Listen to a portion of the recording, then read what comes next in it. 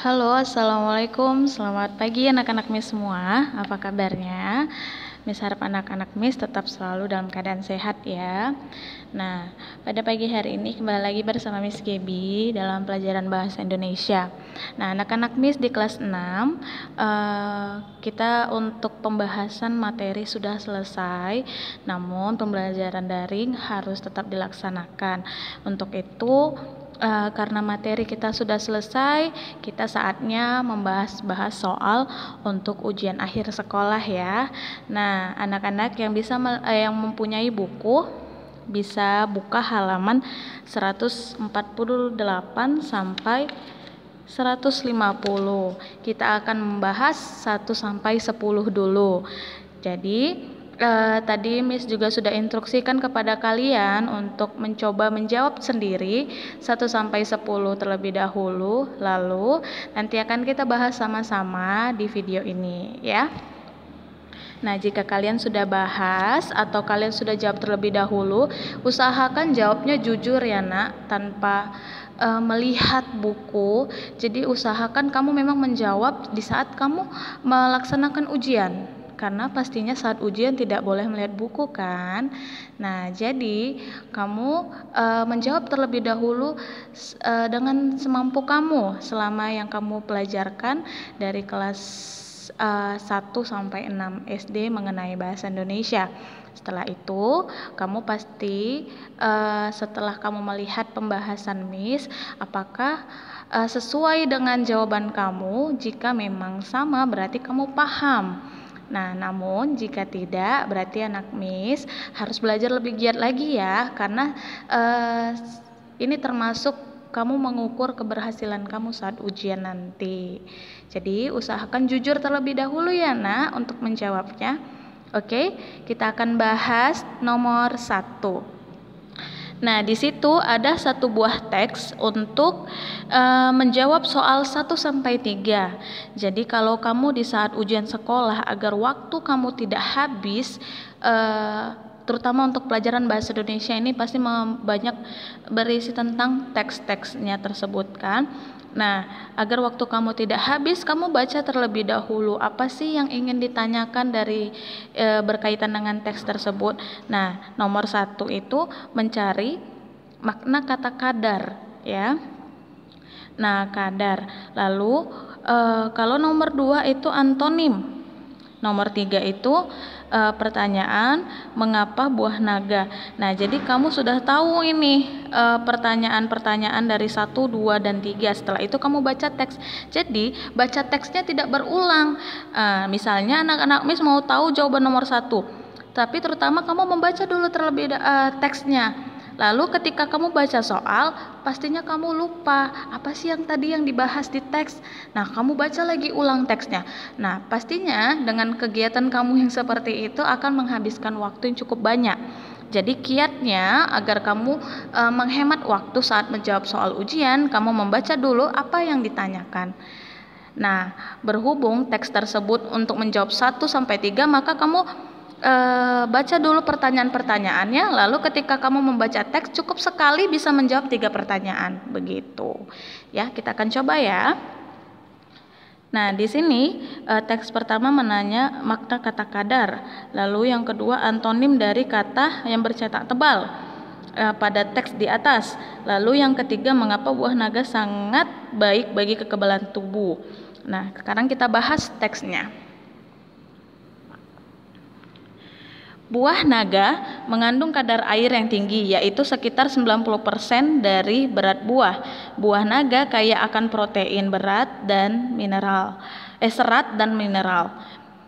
Penelitian menunjukkan bahwa buah naga merah sangat baik untuk melancarkan peredaran darah dan menetralkan racun dalam darah. Kandungan vitamin C dalam buah naga juga sangat banyak. Jika sering mengkonsumsi buah naga, kekebalan tubuh kita meningkat. Dengan kata lain, kita tidak mudah terserang penyakit. Nah, ini teksnya sebenarnya cocok dengan kondisi kita saat ini. Pentingnya menjaga kekebalan tubuh agar tidak mudah terserang penyakit.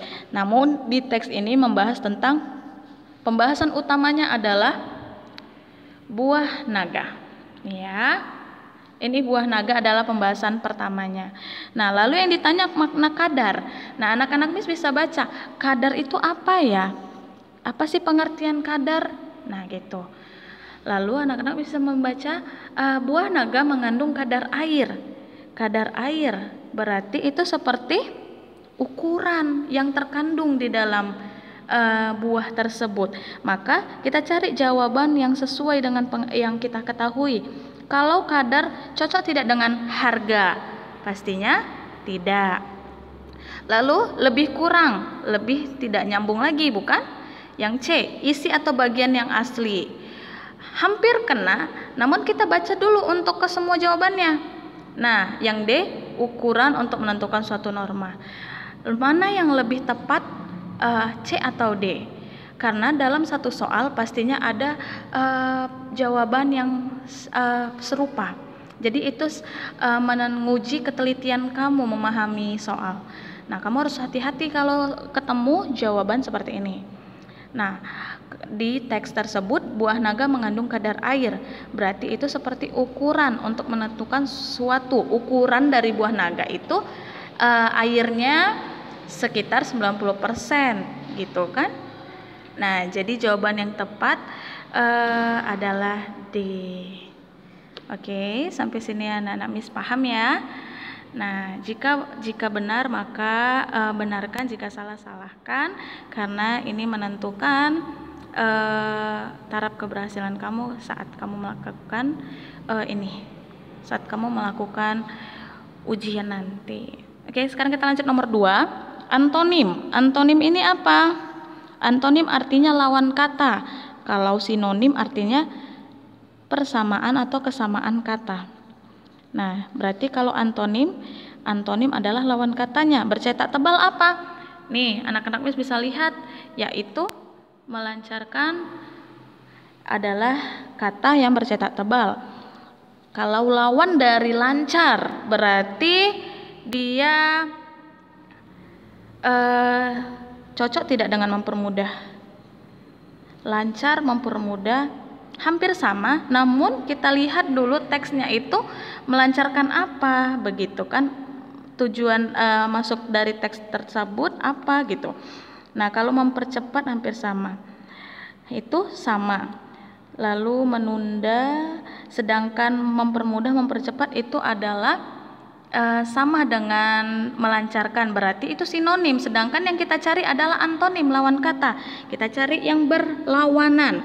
Dari lancar berarti menghambat. Jawabannya adalah C. Jadi anak-anak Miss harus cari tahu dulu mana sih yang dimaksud dengan antonim itu. Jadi kamu mudah. Jawabannya adalah menghambat, karena lawan kata dari lancar hambat, lawan kata dari tinggi pendek, gitu kan? Nah, jadi tapi kalau misalnya sinonim lawan kata, misalnya sinonim dari misalnya sinonimnya dari kata pendek bisa termasuk dengan rendah dan lain-lain. Jadi harus dipahami dulu ya pertanyaannya apa. Nomor 2 adalah jawabannya C, menghambat. Oke, sekarang kita lanjut pertanyaan ketiga. Mengapa buah naga merah sangat baik bagi kekebalan tubuh?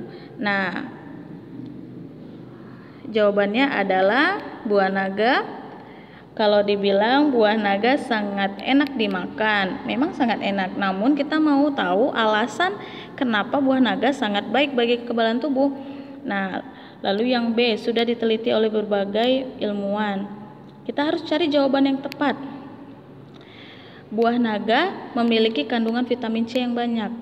Memang di dalam teks juga diterangkan buah naga memiliki kandungan vitamin C yang banyak. Namun kita mencari alasan mengapa buah naga merah sangat baik kekebalan tubuh. Karena dengan manusia itu sangat perlu protein, serat dan mineral sehingga bisa melancarkan peredaran darah, menetralkan racun. Maka jawaban yang tepat adalah C, ya. Nah, sekarang kita lanjut nomor 4. Isi paragraf laporan tersebut adalah, Nah, di situ ada satu buah teks untuk menjawab nomor 4. Taman Pintar merupakan salah satu objek wisata edukasi gagasan pemerintah Kota Yogyakarta. Siswa dari berbagai jenjang dapat belajar sains di Taman Pintar seperti berada di dalam laboratorium. Ketika pengunjung ke sana, ada beberapa wahana atau wahana utama yang dapat dicoba seperti memorabilia, planetarium, gedung oval kotak, simulator gempa, playground, teater 3 dimensi, dan program kreativitas. Taman Pintar juga menyediakan beberapa program yang bisa dipraktikkan secara langsung oleh para pelajar. Di antara program unggulan tersebut adalah penyiar atau presenter TV dan animasi, kunjungan terkemas, rumah batik, program kreativitas, dan rumah gerabah. Nah, isi paragraf laporan tersebut, isi berarti pokok dari teks ini. Nah, kita cocokkan. Kalau jawaban A, wisata edukasi di Taman Pintar, cocok, cuman kita cari dulu. Terkadang kita terjebak dengan beberapa jawaban yang hampir sama. Yang B, latar belakang berdirinya Taman Pintar. Di dalam teks tidak ada dijelaskan latar belakangnya. Begitu. Terus yang C, bermain berbagai wahana di Taman Pintar. Terus yang D, strategis letak objek wisata Taman Pintar. Nah, strategis, kalau D kurang cocok karena inti dari Taman Pintar ini tidak menekankan pada letak objek wisata Taman Pintar. Kalau bermain berbagai wahana itu termasuk salah satu keunggulan yang mereka berikan kepada siswa yang berkunjung ke Taman Pintar.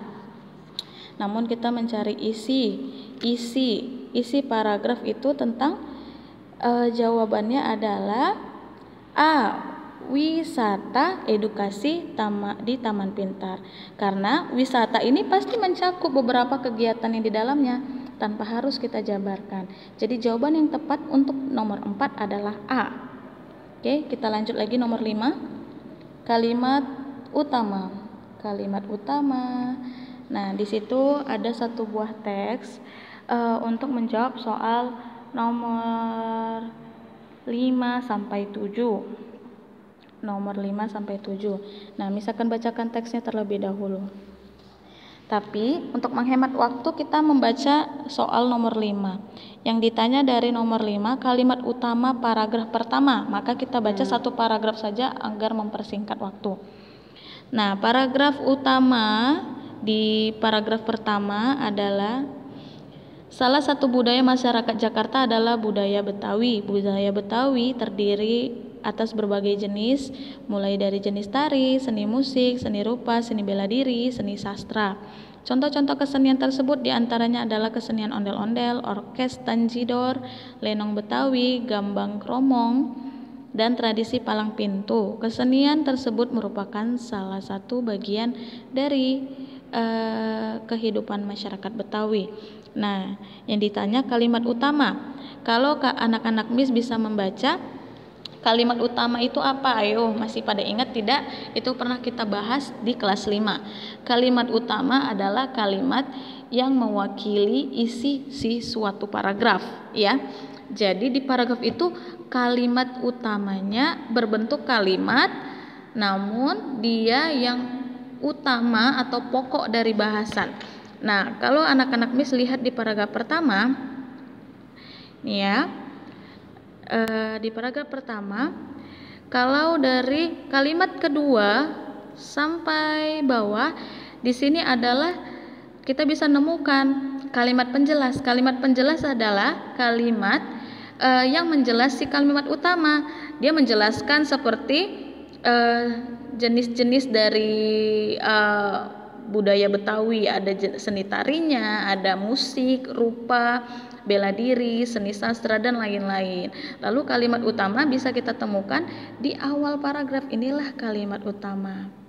Karena tanpa dijelaskan ini, sebenarnya si kalimat pertama ini sudah merangkup semuanya. Salah satu budaya masyarakat Jakarta adalah budaya Betawi. Udah titik sampai situ kita sudah bisa saat membaca di kalimat pertama saja kita langsung bisa menjabarkan budaya Betawi itu pasti berkaitan dengan seni ondel seni tarinya, terus musiknya, terus ada juga kalau budaya Betawi itu terkenal dengan boneka atau maskotnya itu yang ondel-ondel dan lain-lain. Jadi kalimat utama paragraf pertama adalah yaitu jawabannya adalah B. Salah satu budaya maskot Jakarta adalah budaya Betawi, ya. Nah, kalau nomor 1 ondel-ondel Betawi adalah salah satu jenis kesenian, itu termasuk di paragraf kedua. Ini juga yang C paragraf kedua. Terus yang D itu adalah kalimat penjelas dari budaya Betawi. Sekarang kita masuk ke nomor 6. Ide pokok paragraf kedua. Nah, ide pokok itu berbeda dengan kalimat. Cuman kita bisa menemukannya di kalimat utama. Jadi kamu tidak perlu membaca dulu keseluruhan, tidak. Saat kamu telah menemukan kalimat utama, kamu juga bisa mengambil idenya dari situ. Jadi misalnya contohnya ini nomor 6. Ide pokok paragraf kedua adalah kita bisa baca dulu teksnya ini. Ondel-ondel Betawi adalah salah satu jenis kesenian Betawi. Nah, dari kata-kata kalimat pertama ini di sini telah menunjukkan bahwasannya ini adalah kalimat utama. Ondel-ondel Betawi adalah salah satu jenis kesenian Betawi, salah satu jenis. Nah, Betawi yang identik dari Betawi adalah ondel-ondel. Nah, itu sudah menjelaskan kalimat utama. Lalu diikuti oleh kalimat penjelas seperti ondel-ondel Betawi termasuk jenis seni rupa Betawi. Ondel-ondel merupakan sebuah boneka yang tingginya 3 meter, lebarnya 100 cm. Terus juga kehidupan masyarakat Betawi, ondel-ondel digunakan sebagai alat penolak bala. Lalu ondel-ondel sengaja dibentuk dengan wajah seram agar hal-hal yang buruk tidak akan datang dan lain-lain. Ondel-ondel juga dijadikan sebagai maskot. Nah, jadi kalau kalian lihat itu di bagian dari ondel-ondel sampai ke bawah adalah KP ya. Sedangkan ini baru KU. Nah, kalau KU berarti kita ambil idenya dari situ. Nah, jawabannya adalah yang A. Ondel-ondel merupakan salah satu jenis kesenian Betawi. Kenapa tidak B, Miss? Karena di bagian B ini dia menjelaskan kalimat penjelas. Ya. Ondel-ondel 3 meter, lebarnya 100, terus kalau yang C memiliki bentuk wajah.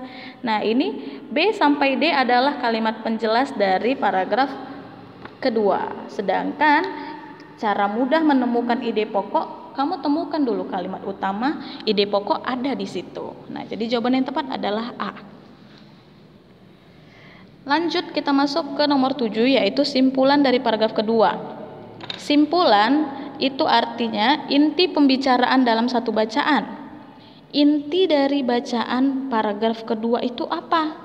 Kalau misalnya yang pertama, budaya Betawi memiliki kesenian yang sangat beragam. Ini salah, kenapa? Karena itu ada di paragraf pertama. Sedangkan sedangkan soal meminta simpulan di paragraf kedua, berarti A salah. Lalu yang B, kesenian ondel-ondel merupakan salah bagian dari kehidupan masyarakat Betawi. Terus yang C, ondel-ondel sampai saat ini digunakan sebagai alat penolak bala. Ini termasuk dengan kalimat penjelas kegunaan dari ondel-ondel, tujuannya apa. Namun kita mau cari simpulan inti, berarti yang C juga tidak masuk kriteria. Lalu ini tadi ya. Lalu yang ini tadi ya, A tidak masuk, C juga tidak masuk. Nah, antara B dan D ini ada kemiripan. Kalau B, kesenian ondel-ondel merupakan salah satu bagian dari kehidupan masyarakat Betawi. Ada itu di paragraf terakhir. Nah, Tapi kalau D itu ondel-ondel merupakan kesenian Betawi yang dijadikan maskot khas Betawi dan penyambutan tamu kehormatan. Simpulan dari paragraf kedua. Jawabannya adalah B. Kesenian ondel-ondel merupakan salah bagian dari kehidupan masyarakat Betawi. Karena di paragraf kedua itu membahas tentang ondel-ondel. Nah, kalau yang D, ondel-ondel merupakan kesenian Betawi yang dijadikan maskot. Setelah Betawi identik dengan ondel-ondel, maka dijadikan maskot lah sama sama suku Betawi gitu. Namun yang inti pembicaraan dalam paragraf kedua adalah B. Kesenian ondel-ondel merupakan salah bagian dari kehidupan masyarakat Betawi. Oke, kita lanjut nomor 8. Nah, ada satu teks prosedur pernyataan yang sesuai dengan teks di atas. Prosedur itu cara-cara ya nak. Jadi pernyataan yang sesuai apa? Pernyataan yang sesuai. Pernyataan itu kesesuaian antara apa yang dinyatakan dengan keadaan gitu. Jadi kamu harus sesuaikan. Nah, di sini teksnya, mie instan merupakan makanan yang cukup digemari masyarakat. Sesuai dengan namanya, makanan ini cukup mudah dibuatnya. Pertama, siapkan mie instan dan telur. Rebuslah air hingga mendidih. Masukkan mie dan telur ke air yang telah mendidih. Siapkan bumbu dan bahan pelengkap lain di mangkuk. Tunggu sekitar 5 menit hingga matang. Mie siap disajikan selagi hangat. Nah, teks prosedur adalah teks yang berisi tata cara pembuatan sesuatu. Jadi kalau dari teks ini kita bisa merangkumnya. Ini adalah teks prosedur membuat mie instan ya. Mie instan. Nah, namun yang dijadikan pernyataan itu kesesuaian antara apa yang dinyatakan dengan keadaan kita. Maka jika jawaban A, air dingin dapat digunakan untuk merebus mie, tidak masuk ya. Terus mie dapat disajikan kapan saja dan di mana saja. Pernyataan yang sesuai, mie dapat disajikan kapan saja dan di mana saja. Merebus mie memerlukan waktu kurang lebih 5 menit. Bumbu dan bahan pelengkap lain dimasukkan ke dalam rebusan. Sedangkan di teks bumbunya sebagai bahan pelengkap diletak di mangkuk. Berarti pernyataan yang sesuai adalah B. Adalah C. Merebus mie memerlukan waktu yang waktu kurang lebih 5 menit. Oke, jawabannya adalah C. Ya. Oke, sekarang kita lanjut ke nomor 9. Paragraf tersebut termasuk jenis paragraf. Nah, di situ ada jawabannya A. Narasi, B. Persuasi, terus C. Eksposisi, dan D. Argumentasi.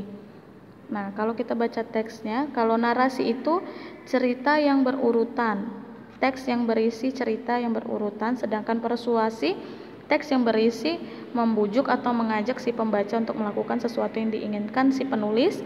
Kalau eksposisi berisi tentang informasi mengenai sesuatu sehingga memperluas pengetahuan si pembaca, berisi informasi. Lalu argumentasi adalah biasa teksnya pendapat disertai bukti konkret. Namun kita baca dulu untuk si teksnya. Saat usiaku 5 tahun, ibuku melahirkan seorang adik perempuan. Ia sangat lucu, menggemaskan. Ibu memberi namanya Sofia Lestari. Aku sangat menyayangi Sofia, kami selalu bermain bersama. Sofia berusia 6 tahun dan siap masuk sekolah dasar. Nah, dari perbedaan paragraf ini, kita bisa langsung ambil kesimpulan jawabannya A. Kenapa A? Karena ceritanya berurutan. Dari usia si tokoh aku 5 tahun, ibunya melahirkan adik namanya Sofia, lalu ia sangat menyayangi Sofia. Sekarang Sofia berusia 6 tahun, sampai dari usia si tokoh aku 5 tahun sampai usia si Sofia 6 tahun, dan masuk SD. Jadi paragraf tersebut termasuk jenis narasi. Dan soal terakhir yaitu 10 prediksi yang terdapat pada paragraf di atas. Prediksi artinya perkiraan ya nak. Nah, kita baca terlebih dahulu teksnya. Deras hujan yang mengguyur kota Jakarta membuat sebagian warga cemas, khususnya bagi warga yang tinggal di daerah rawan banjir. Jika hujan turun dengan intensitas seperti ini selama 2 jam ke depan, penjaga pintu air Manggarai memprediksi banjir akan menggenangi beberapa wilayah di DKI. Pasalnya, saat ini tinggi debit air di pintu air Manggarai sudah memasuki status waspada. Nah, jawaban yang tepat prediksi dari teks tersebut, jawaban yang tepat dari prediksi dari teks, hujan deras membuat warga cemas, banjir akan menggenangi beberapa wilayah DKI. Debit air di pintu air Manggarai memasuki status waspada. Hujan turun dengan intensitas deras selama 2 jam ke depan. Nah, kalau prediksi itu kan perkiraan. Namun kita bisa lihat di teks, ada di paragraf terakhir itu adalah pasalnya saat ini tinggi debit air di pintu air Manggarai sudah memasuki status waspada. Perkiraan berarti prediksi kan? Nah, kita bisa temukan itu di kalimat ini. Jika berarti kejadian tersebut kalau terjadi selama 2 jam akan menggenangi beberapa wilayah DKI. Prediksi yang terdapat pada paragraf di atas adalah, yaitu kita bisa lihat di A, B, C, atau D.